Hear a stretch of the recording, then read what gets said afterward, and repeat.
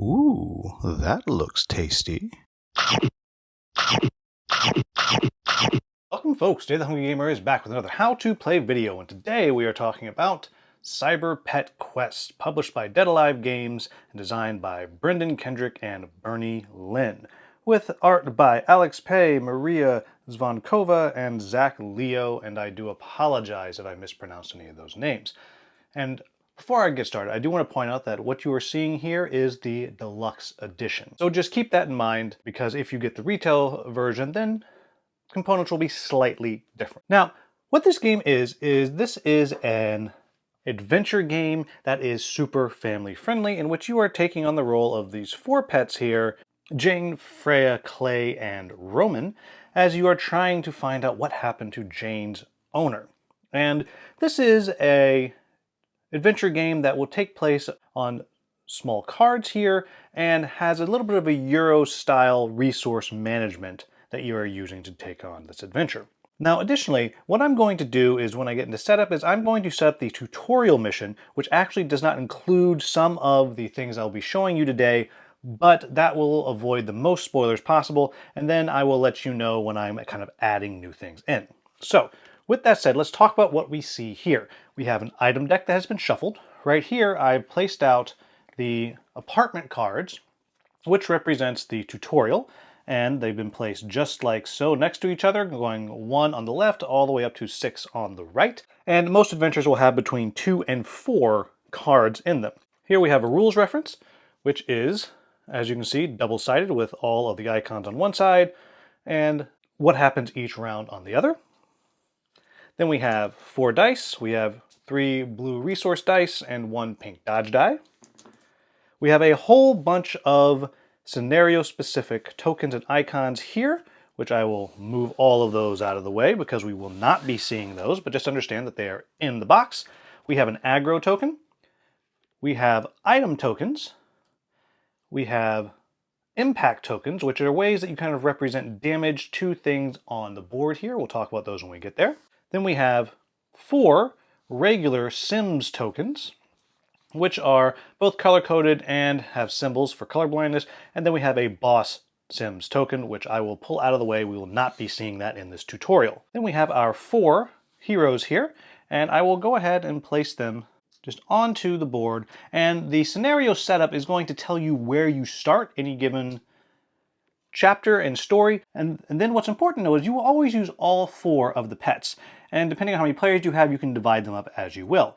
And you'll see that each one can level up twice. We have our first level here with story on the back. Then we have the level 2 and level 3 cards. And the story will tell you when you level up, but just as you can see, all of the characters have those cards. Then each one also has their little pet tag.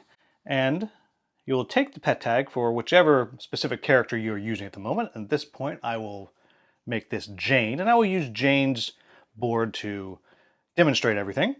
You will take their pet tag and drop it right in there, covering up that space, and I will explain what that means later on.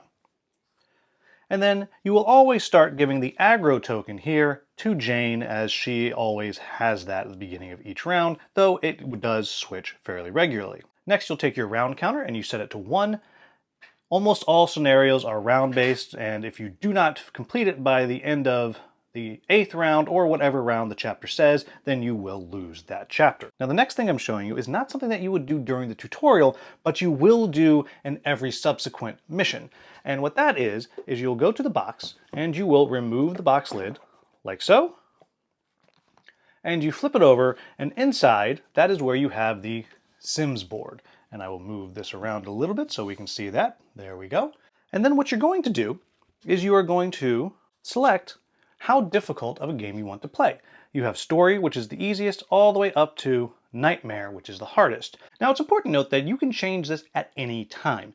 The designers recommend if you feel like a mission is particularly easy, you can up the level of difficulty, or if you feel like it is perhaps too hard, then you can lower it at any time that you see fit. The next thing that you'll do is you will place out a different sim on each of the 4 colors here. And so you'll shuffle these up and you'll place them out. And they all have different art and they all have different abilities. So we'll place them out like so. We have Prada, we have One Shoe Sean, we have Glitch, and we have McFly. And you'll see that there are still many extras. Then you'll take a damage token for each one, and you will place it here at the 0. The next thing that you'll do is you will get the initiative cards. And unless you have a boss, which in this case we do not, you remove the 2 boss cards, and then you separate out the pets from the Sims. And you will shuffle both of these up and place them by the board. Because what's going to happen is you will be alternating between pet and sim cards as you play through the game. You'll notice over here I have the item deck. We'll talk about that in just a moment. And then of course you will have each of the sim meeples ready to be deployed onto the board however the chapter setup tells you to do so. And again, for the tutorial, they are not set up, and in a moment or two I will place them out there when I explain how the Sims work. Then, once you have done all that, you will turn to whatever chapter you are on. In this case, I'm on the tutorial, and you have a nice chunk of story, and then you have your setup. Now here it's telling me to place the 2 cards, which I've already done, and then the pets, it's telling me we'll start over here in space 1. Then it says place 1 item token in each space 2 and 3. So very simply, I'll place 1 token there and 1 token there. And then I can remove these like so. And then the next thing you'll see is you're going to place objective cards. And you'll find these cards like so, where they will tell you what chapter they are for as you're flipping through the objective deck. Now, this is the only part of the game that you might see a minor spoiler as I go through these later on. Having the massage chair out there is not a spoiler because that is the very first thing that you set up. And so the game is telling me to set up the stack above space 4 as follows, with the massage chair on top, then the pet collars next, and then the map device third. And so I will take this and I'll place them right here. And now I know that in this space here, I can access the massage chair. I will also tell you now that all of the spaces are single spaces, even if they do have walls and such in them. The pets are assumed to be able to go to either space once they are in that region. And the last thing I will do is I will set up my pet board here.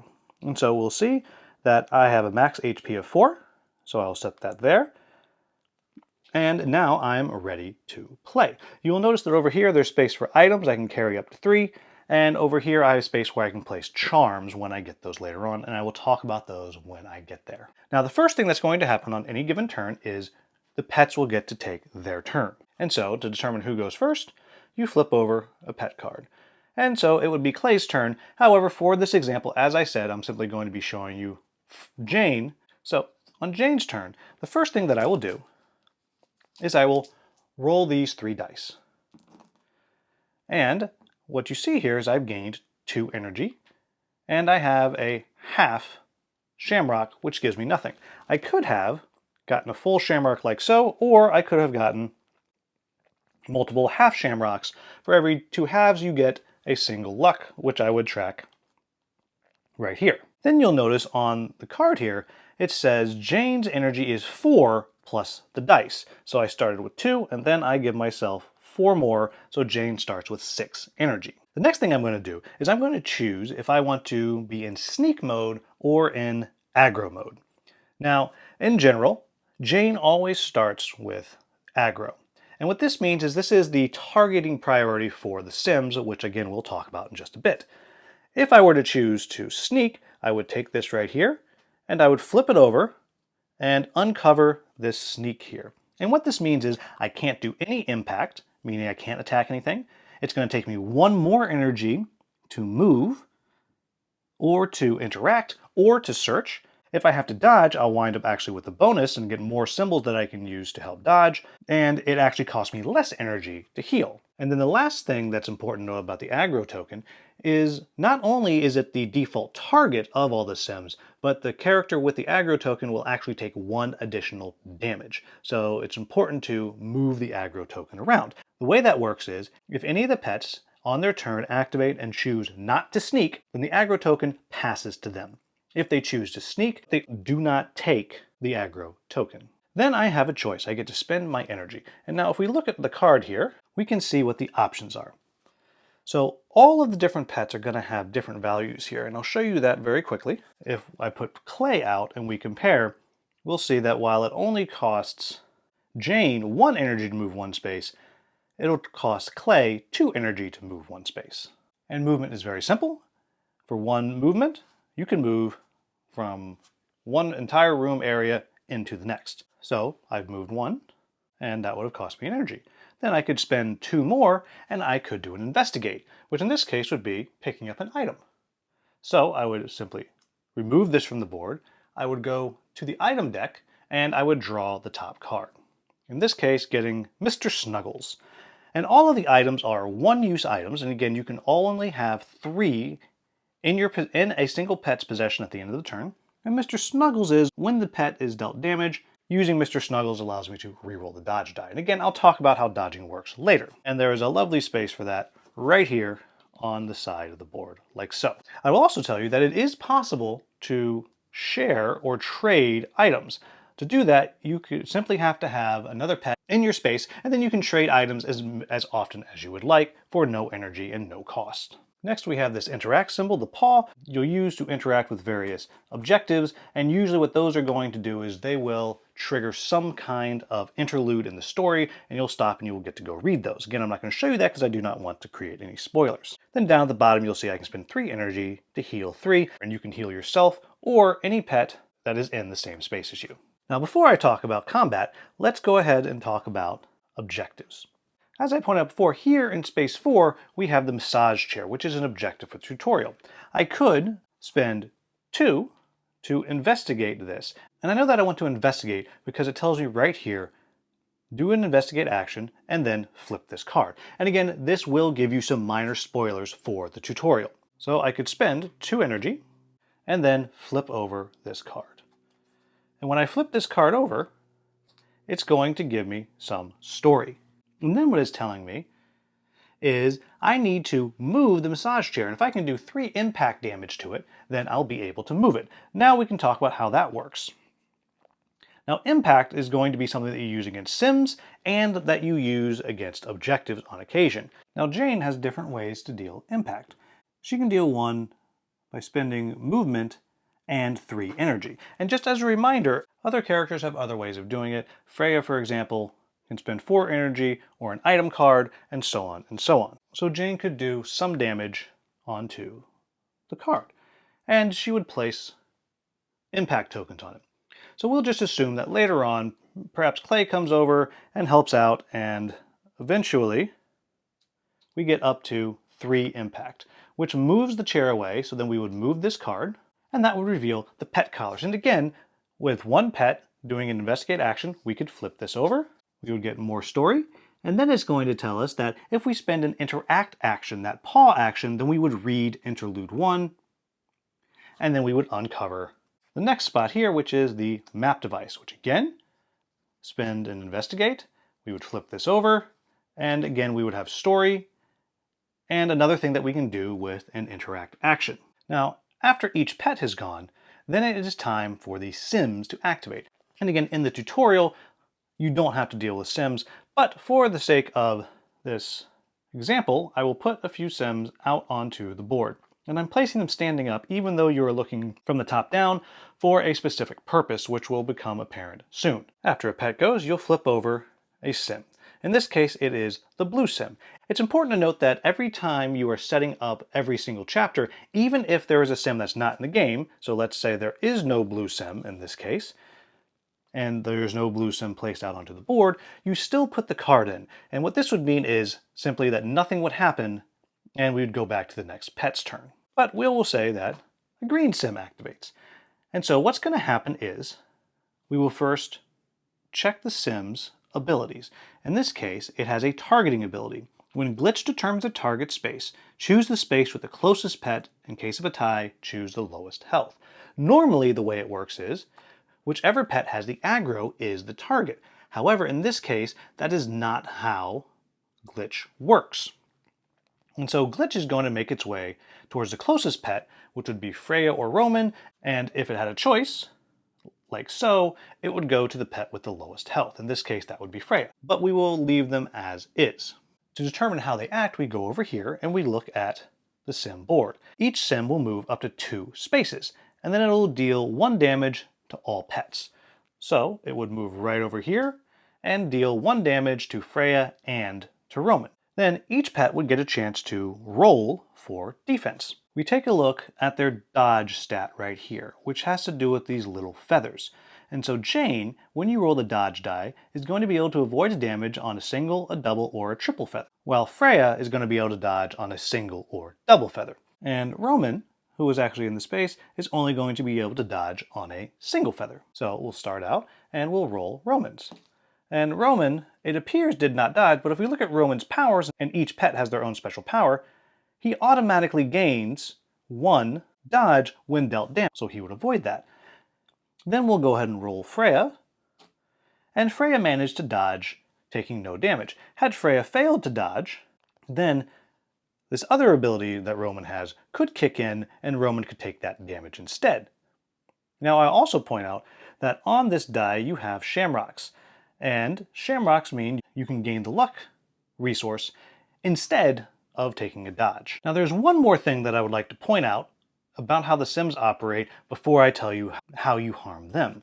If, let's say, we had the red Sim activated, and the red Sim's ability is attack every pet that moves out of the space that it is in, so on a pet's turn, should Roman have moved away, then it would have gotten attacked, but McFly here is going to target the pet with the aggro token, which in this case is Jane. So that means that McFly is going to move 2 squares over to here to attack Jane, and then would also attack Clay.